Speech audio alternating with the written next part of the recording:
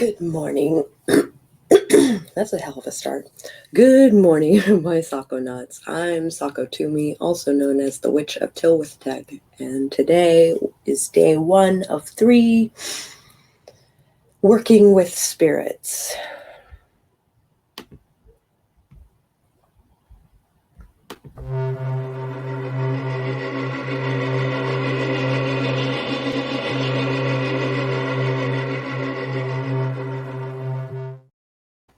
Now, this is not the first time I've recorded this, so I'm going to try and make this as streamlined as possible.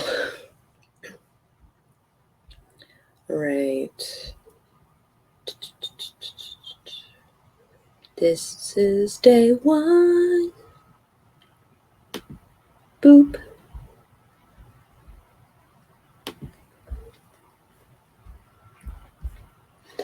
Welcome to day 1 of 3 of your training to work with spirits.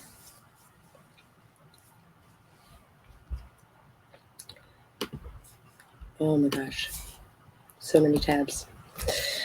I am Sako Tumi. I was Wiccan for a decade. I have since, I want to say recovered, but let's say converted, and have been a chaos witch for the last 6 years. I am 3rd generation Buddhist, and much of that practice is woven into my witchcraft. This is part of a 3-day workshop. Today we're going to be working with local spirits. Tomorrow we'll work with external spirits, and on Sunday we will work with deities. Oh, that's unfortunate. I strongly disapprove. Oh well. It should say local spirits and thought forms, but here we are. Today we will learn about servitors, tulpas. Oh wait, here we go. Today we're going to talk about local spirits. When I say local spirits, I'm talking about the sentient and autonomous thought forms created by the practitioner. This is a primer introduction to thought forms as far as how chaos magic looks at them. We will learn about servitors, tulpas, aggregors, and god forms. Excuse me, my throat. I'm going to be clearing my throat quite a few times. Servitors. Wikipedia says a spirit-like being formed of energy and intention of its creator and does not have a will of its own, but is bound to the will of its creator. There are advanced thought forms. The servitor is generally programmed only 1 or 2 specific tasks and will have enough consciousness to do these, but not much more. Servitors are sort of like energy robots, if you like. The Sakonauts field manual states that it is vital that once your servitor has completed its task, that you delete it. If you fail to do so, it will grow, become resentful, and possibly turn on you. Deletion is simple. Ignore it. Since your attention is its food, it will starve to death. This is why you don't assign a personality and such. To do otherwise may grant it sentiency, and it would be cruel to both the servitor and you. One theory that depends on demons and angels and saints is left over from dogmas that have been left behind. I move that their treatment of servitors is hinting at a thirst for control.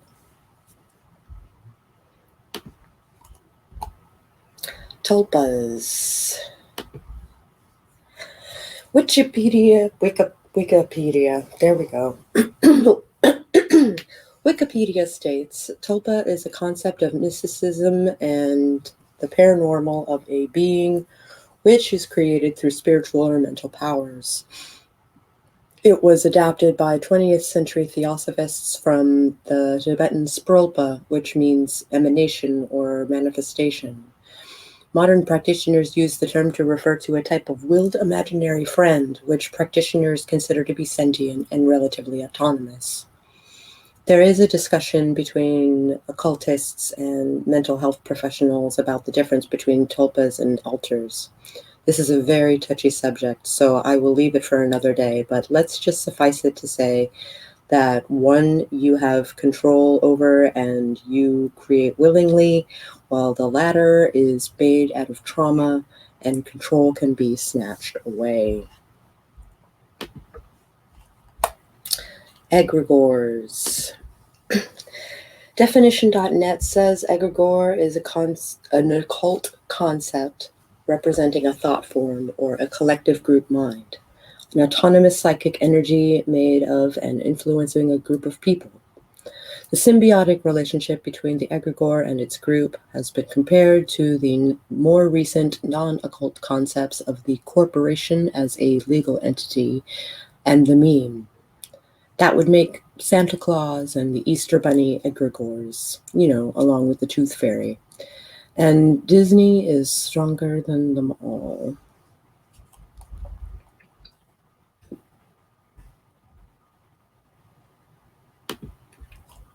Boop. God forms. Meow. A concept in chaos magic where a practitioner allows the essence of a certain deity in the form of a mental construct to overlap their energy. The practitioner then takes on the attributes of that god within ceremonial or ritual work. They are not interacting with or horsing a deity. They are using the concept to influence their own abilities and work. A god form is a sentient personification of a specific aspect of the brain. By lavishing it with devotion, you are pumping enormous amounts of attention, i.e. food, to this god form. In doing so, this area expands and is greatly enhanced. Think of it like a muscle. The more you flex it, the beefier it becomes. For example, if you worship Thoth, your literary skills would level up. Now, this differs from a deity because a deity is a sentient external entity. We'll get into non-local entities in the coming days. Oh my god, meow. Meow. Meow. I pose the idea that the difference between these four things are how much attention you are feeding it. Let's take Rainbow Dash as an example. Thanks, 4chan. If you want her as a servant, she would be a servitor. If you want her as a friend, she would be a tulpa. Though relationships are much more complicated than that, but for sake of example, let's just say they're friends. Now, if you and your buddies revere her, she becomes an egregore, and if you worship or invoke her, she becomes a god form.